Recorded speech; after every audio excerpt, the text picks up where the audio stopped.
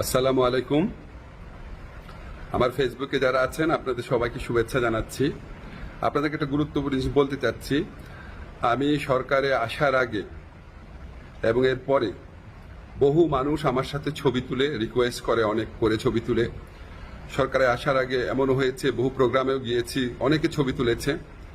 এখন আমাকে কেউ কেউ জানিয়েছে এই সমস্ত ছবি দেখিয়ে কেউ কেউ অবৈধ সুবিধা আদায়ের চেষ্টা করছেন এবং কেউ কেউ নাকি মানে বিভিন্ন কথা বলে চাঁদা আদায়েরও চেষ্টা করছেন।